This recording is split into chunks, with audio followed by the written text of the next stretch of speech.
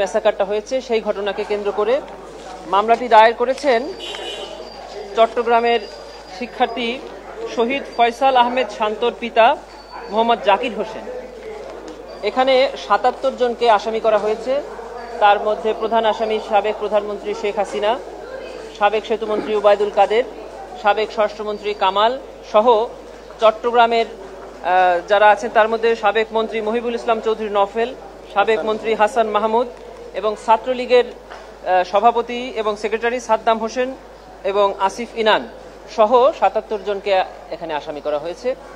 এই মামলাটি আন্তর্জাতিক অপরাধ ট্রাইব্যুনালের তদন্ত সংস্থা এটা গ্রহণ করেছেন এবং এটি একটি ডায়েরি নাম্বার পড়েছে। ডায়েরি নাম্বার হলো 682 ডেটেড 21 অগাস্ট 2024 এবং তদন্ত সংস্থা আমাদেরকে জানিয়েছেন যে এটি এই জুলাই গণহত্যার যে প্রথম মামলাটি হয়েছিল, যেটি কমপ্লেন্ট পিটিশন নাম্বার 127, ওইটার অধীনেই এই 4টি মামলা একসাথে তদন্ত হবে।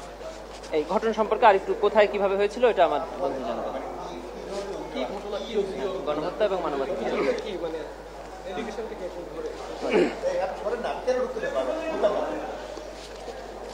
বৈষম্য বিরোধী ছাত্র আন্দোলনের 16 জুলাই 2024 চট্টগ্রামের পাঁচলাইশ থানাধীন মুরাদপুর এলাকায় ছাত্রদের মিছিলের উপর আওয়ামী লীগের সভানেত্রী শেখ হাসিনার আদেশে এবং অন্যান্য যে আসামি আছেন তাদের নির্দেশে উপস্থিত পুলিশ, ছাত্রলীগ, যুবলীগ এবং আওয়ামী লীগের কর্মীরা সশস্ত্র হামলা চালিয়ে 3 জন ছাত্রকে হত্যা করে। এই 3 জনের হচ্ছেন শহীদ ফয়সাল আহমেদ শান্ত, ওয়াসিম আকরাম এবং তানভীর সিদ্দিকী। এদের পক্ষে শহীদ ফয়সাল আহমেদ শান্তর বাবা জাকির হোসেন বাদী হয়ে আন্তর্জাতিক অপরাধ ট্রাইব্যুনালের তদন্ত সংস্থায় অভিযোগটি দাখিল করেছেন।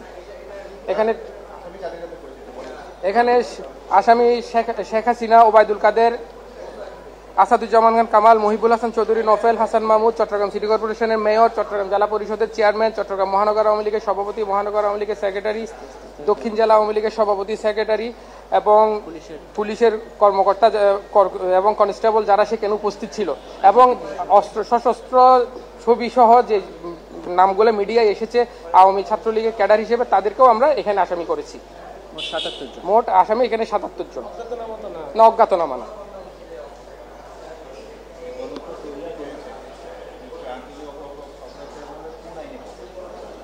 তিনের 2, 4-1, 4-2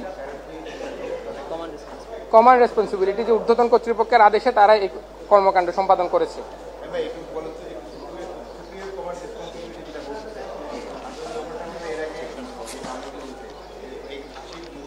হ্যাঁ, দেখেন, এর আগে আন্তর্জাতিক অপরাধ ট্রাইব্যুনালে বেশ কয়েকটি রায় হয়েছে, 55টি রায় হয়েছে। তার মধ্যে অধ্যাপক গোলাম আজম এবং মাওলানা মতিউর রহমান নিজামী এবং আলী হাসান মোহাম্মদ মুজাহিদকে বুদ্ধিজীবী হত্যা মামলায় আন্তর্জাতিক অপরাধ ট্রাইব্যুনাল থেকে শাস্তি প্রদান করা হয়েছিল। সেখানে কমান্ড রেসপন্সিবিলিটির বিশদ ব্যাখ্যা আন্তর্জাতিক অপরাধ ট্রাইব্যুনাল জাজমেন্টের মাধ্যমে দিয়েছে।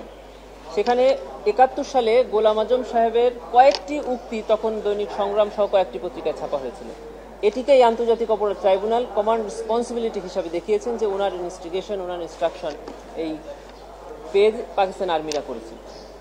এত দূরের একটা কমান্ড রেসপন্সিবিলিটিকে এনে আন্তর্জাতিক অপরাধ ট্রাইব্যুনাল তখন এই অবজারভেশন দিয়ে তাদেরকে কনভিকশন দিয়েছে। আর এখানে তো আমাদের ডাইরেক্ট ইনস্ট্রাকশন আমরা দেখতে পাচ্ছি।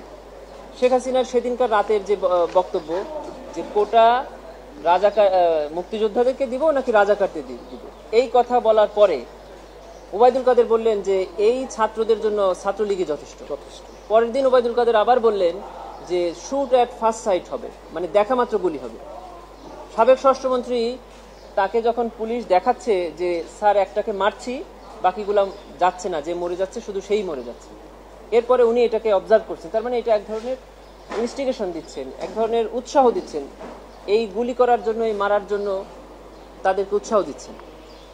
এটাই হলো কমান্ড রেসপন্সিবিলিটি। ইভেন আইনটা আরো প্রশস্ত। কিভাবে প্রশস্ত সেটা হলো, যদি কমান্ডার বা সুপিরিয়র অফিসার দেখেন যে তার সাবঅর্ডিনেটরা এরকম ম্যাসাকার করছেন, উনি ক্ষমতা থাকা সত্ত্বেও যদি তাদেরকে প্রিভেন্ট না করেন, এটাও কমান্ড রেসপন্সিবিলিটির মধ্যে পড়বে।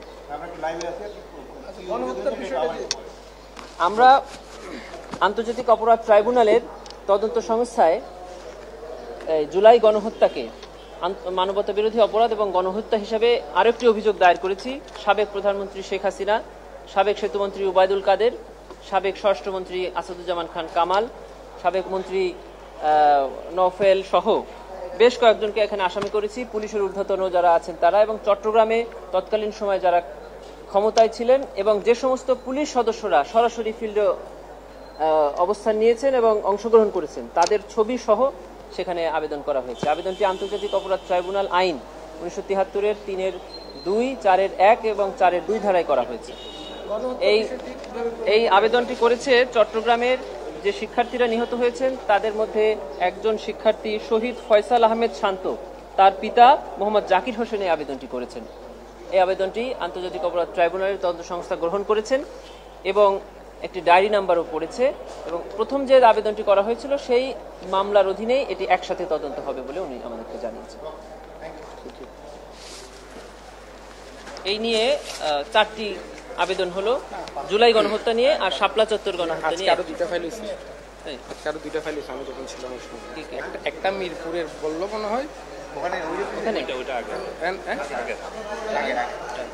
আগে। হ্যাঁ, ওটা মিরপুর।